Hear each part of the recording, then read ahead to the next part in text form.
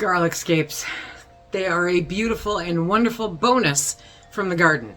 So if you're looking for ways to use your garlic scapes, or if you want to plan next year to grow some garlic and want to know what you can use your garlic scapes for, that's what we're doing today. Hello everyone and welcome to Sutton's Days. If you're new here, my name is Lisa and we are all about pantry preparedness. Part of that is using all the bits and pieces, If you grow garlic, you like the flavor of garlic, which means you will like the flavor of the garlic scapes.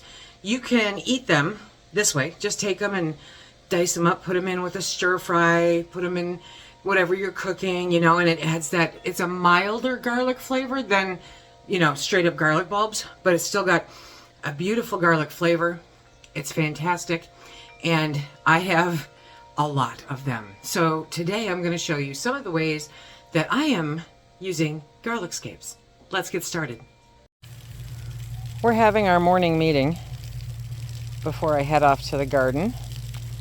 I'm making them a mud hole because it's supposed to get kind of warm today. But we're all just hanging out, chilling, having conversations.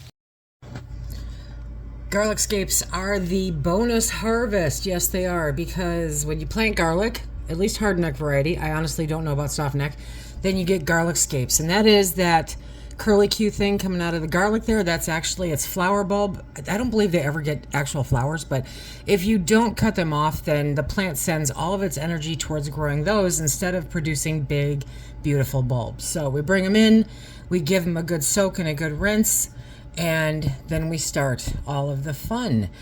To start off with, we're going to make garlic scape powder. And this is exactly what it sounds like. We're going to chop it up, and then we're going to place it into the food processor. This is going to take a little, hot minute because the ends of the garlic scapes are kind of like grass. It's that flat green part. And so sometimes getting them chopped up really good will take a few minutes, but you put them in to your food processor and just let it whiz and you are good to go. When you get it cut down, then that's the time that you get it. See it there? It's much less, but you probably want to stop halfway through and push it all down. And it's going to grind it up pretty fine so that it's kind of a paste, not really a paste. It's still very, kind of like minced garlic that you buy from the store, okay? And next we're going to take it out of that and we're going to put it on our dehydrator. I have the silicone sheets for my dehydrator.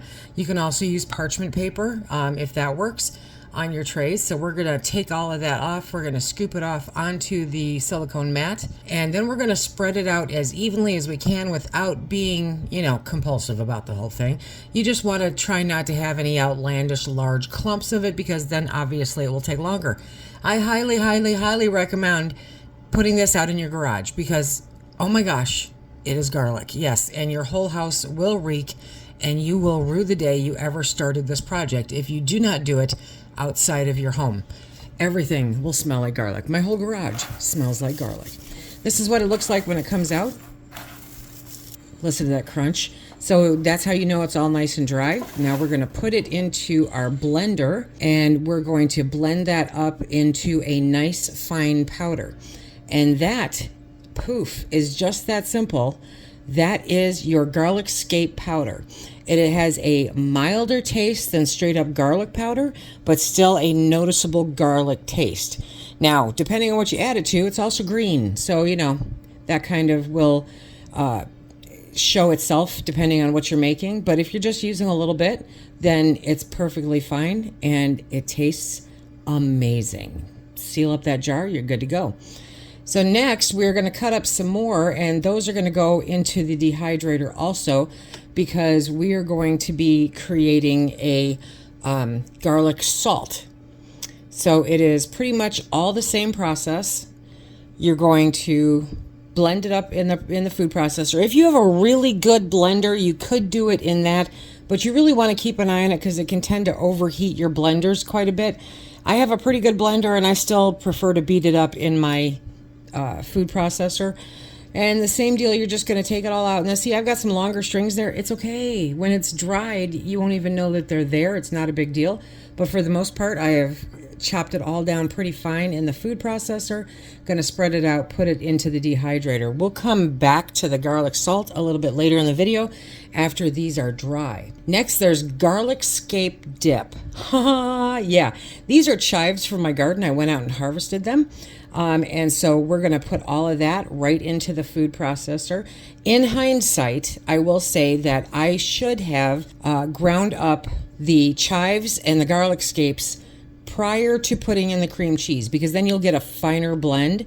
So if you're going to do this, then I would recommend that, especially if you have somebody with texture issues, right? But I put the chives that I chopped up in there. Now I'm putting the brick of cream cheese.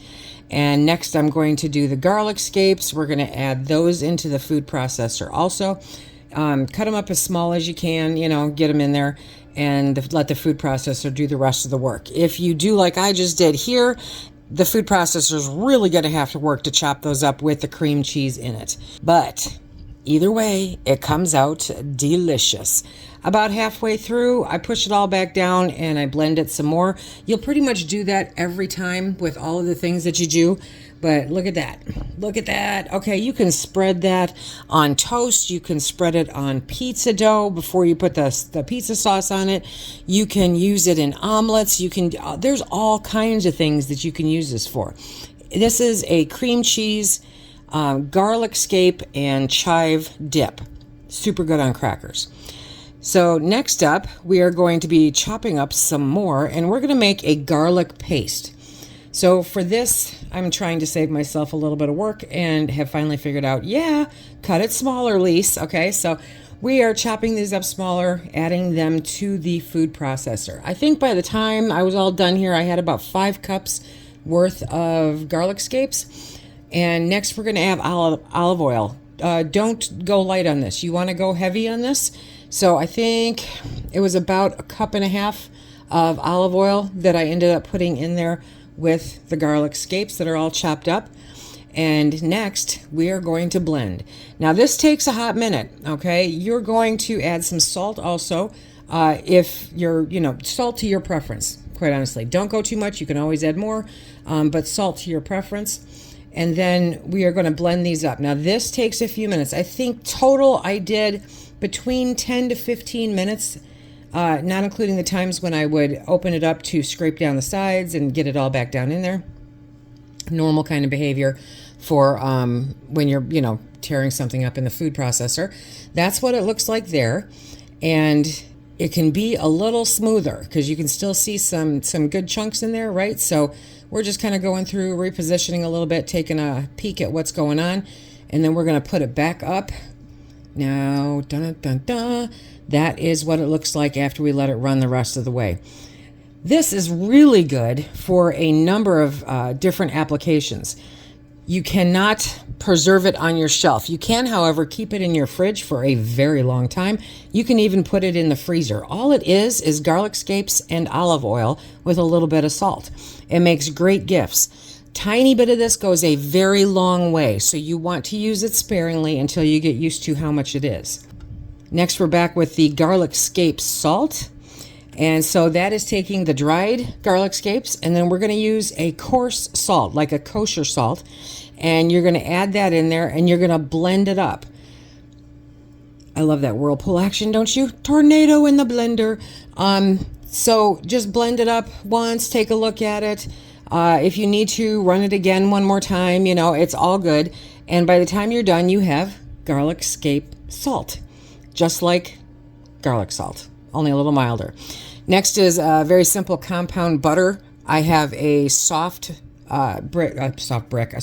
stick of butter, and then just about 5-ish of the chives, 5-ish of the garlic scapes that I chopped up, and we put them in there. And again, it takes a little bit longer. You want to get it to all beat down since I didn't do the garlic scapes first. Then you've got this great compound butter. Again, this will last in your refrigerator for a good long time, and it's fantastic on baked potatoes or anything else. Can you pickle them? Yes, you can pickle garlic scapes. Follow a good pickle recipe, okay, and make sure they're all in that brine. I would cut them just to make sure that it gets up in there, but you can pickle them. You sure can. There's no way to can them other than pickling, so I wouldn't bother with that. Dehydrate them whole, dehydrate them chopped up, put them up in a jar to enjoy this amazing bonus from the garden all year long. I'm headed back out to the garden because I still have a whole bed of these to collect. When you plant 500 bulbs of garlic, you have to be prepared for what's going to come after that. Bonus! Until next time, everybody, be safe.